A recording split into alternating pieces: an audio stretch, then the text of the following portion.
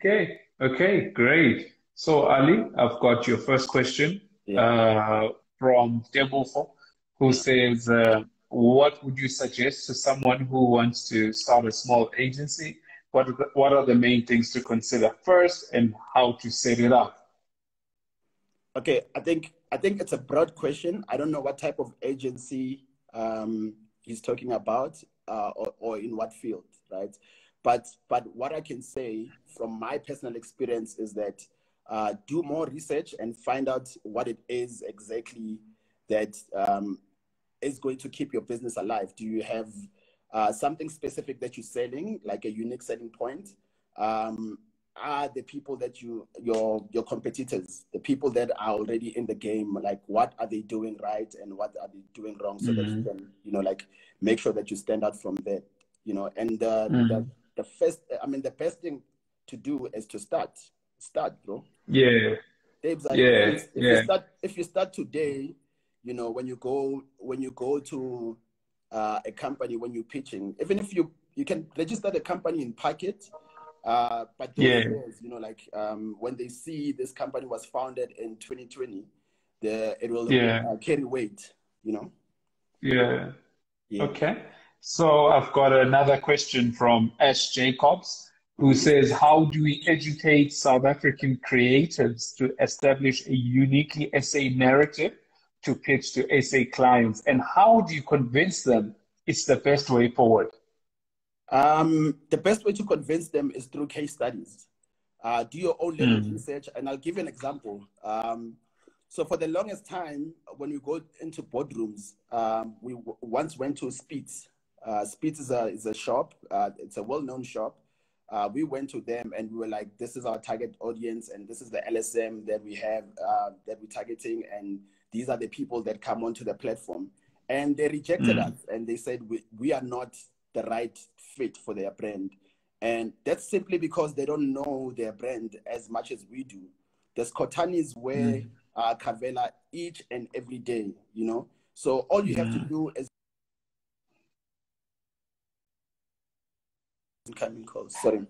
So go to downtown at Carlton Center, put a camera there, record the people that are going in and out of Speeds, and go back to clients and show them the insights and be like, yo, this is what we've learned from your brand, and this is what it means to be South African. Because obviously some of these brands are global brands, so they don't understand mm.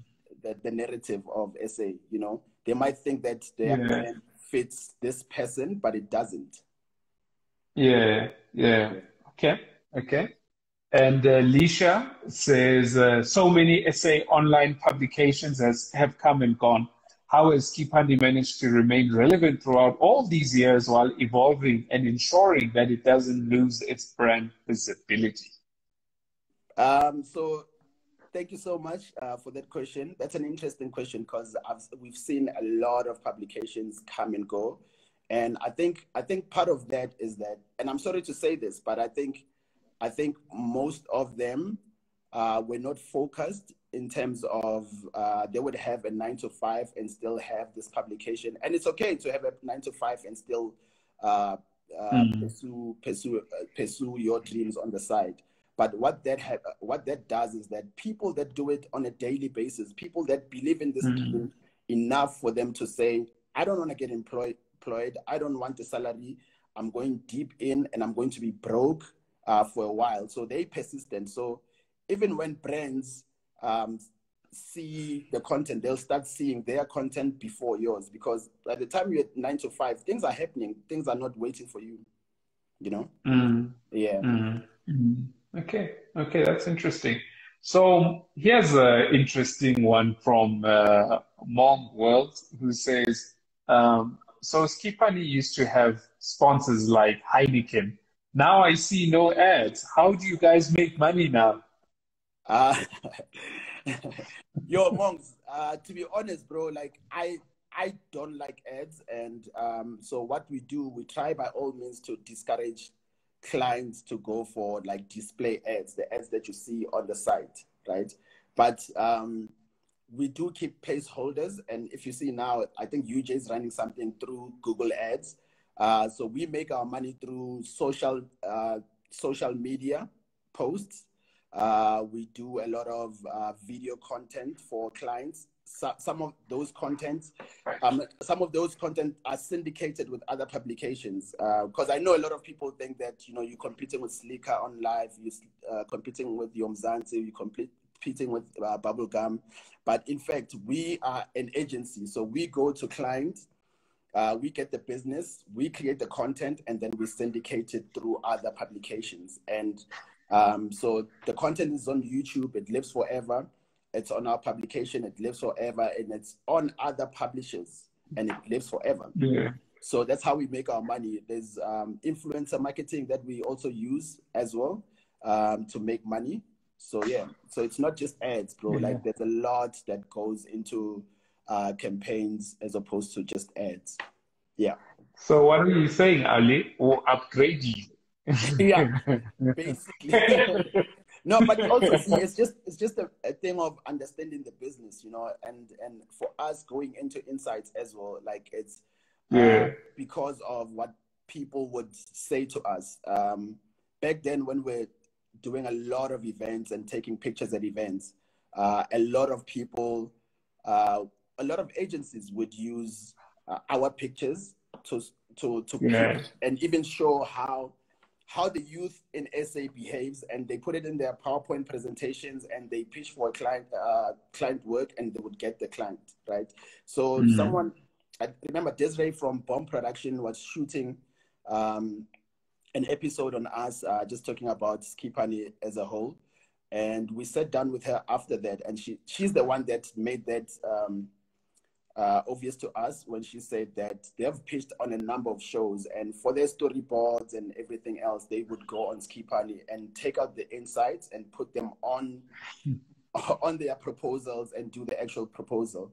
And she gave us an idea of like, why don't you find a way of packaging the insights and selling them to clients and be deliberate about it when you sell the insights. And that's what we've been doing for years. So like, it was just a trial and error type of thing.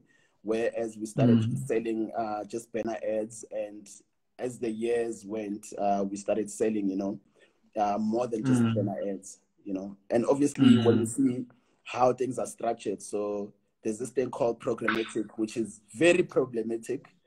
So programmatic ads are ads that are done by agencies, and the marketplace offers like a low CPM rate, so which kind of kills the business. So you have to reinvent the business every now and then for you to find ways of making a lot of money. That's why a lot of print publications shut down, simply because of the digital world and the way it is. So luckily for us, we started 11 years ago, and we are comfortable with the rates, because if you compare a double spread and banner ads in the magazine and on the site, you're likely to get more money on the print publication, whereas online it's a small amount. So we were smart in knowing that that is the case. Then we start introducing other ways of making money as opposed to just digital.